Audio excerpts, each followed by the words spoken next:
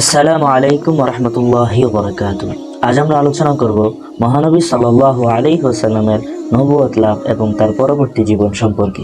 তার আগে আপনি যদি আমাদের চ্যানেলে নতুন হয়ে থাকেন, একটি সাবস্ক্রাইব এবং একটি লাইক করে অবশ্যই পাশে থাকবেন। প্রত্যেক নবী ও রাসূল মানব জাতিকে তাদের দায়িত্ব ও কর্তব্য সম্পর্কে অবগত করার জন্য দুনিয়াতে আসেন। তাদেরকে এক আল্লাহর প্রতি ইবাদত করতে বলেন এবং শিরিক এবং বিদআত থেকে দূরে থাকতে বলেন। তাদের অজ্ঞতাপূর্ণ জাহেলি রেশম রয়াজ রহিত করেন। আল্লাহ তাআলার ইচ্ছা অনুযায়ী জীবনযাপন করার পদ্ধতি শিখান। নির্ভুল এবং সঠিক আইন প্রচলন করে এবং তা মেনে চলার নির্দেশ দেন।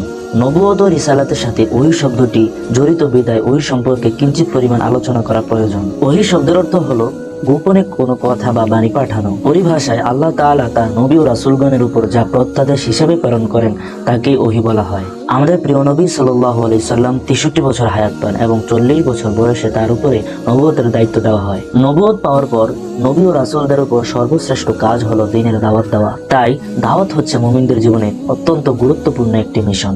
মহানবী হযরত মুহাম্মদ সাল্লাল্লাহু আলাইহি সাল্লাম এর বেলাও এর ব্যতিক্রম হয়নি। এভাবেই মহানবী সাল্লাল্লাহু আলাইহি সাল্লামের জীবনে সর্বপ্রথম পর্ব শেষ হয়ে দ্বিতীয় পর্ব শুরু হয়। আল্লাহ তাআলা পবিত্র কোরআনে বলেন, হে আমার প্রিয় রাসূল, আল্লাহ তাআলা আপনার উপরে যে সত্যতা দান করেছেন তা প্রচার করুন।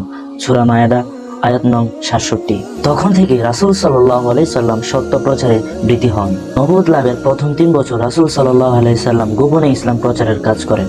রাসূল সাল্লাল্লাহু আলাইহি সাল্লামের হাতে সর্বপ্রথম মুসলমান হন তার সহধর্মিণী খাদিজা রাদিয়াল্লাহু তাআলা আনহা, তারপর তার পিতৃব্য পুত্র আলী রাদিয়াল্লাহু তাআলা আনহু এবং মুক্ত গোলাম যায়েদ বিন হারেসা ও তার অন্তরঙ্গ বন্ধু আবু বকর সিদ্দিক রাদিয়াল্লাহু তাআলা। হযরত আবু বকর সিদ্দিক রাদিয়াল্লাহু তাআলা ছিলেন কুরাইশদের মধ্যে অত্যন্ত প্রভাবশালী একজন ব্যক্তি। প্রথম 3 বছর এভাবেই গোপনে দাওয়াত দেওয়ার পর চতুর্থ বছরেই প্রকাশ্যে দাওয়াত দেওয়ার নির্দেশ দেওয়া হয়। আল্লাহ তাআলা পবিত্র কোরআনে বলেন, আপনি আদিষ্ট বিষয়ে আল্লাহ তাআলার বাণী প্রকাশ্যভাবে শুনিয়ে দিন। সূরা হিজর আয়াত নং 94। এভাবে আমাদের প্রিয় নবী সাল্লাল্লাহু আলাইহি সাল্লাম দীর্ঘ 23 বছর কষ্ট করে গিয়েছেন ইসলাম প্রচারের স্বার্থে। অবশ্যই আমরা সেই নবীর একজন গুনাহগার উম্মত হতে পেরে অনেক খুশি এবং গর্বিত অনুভব করি।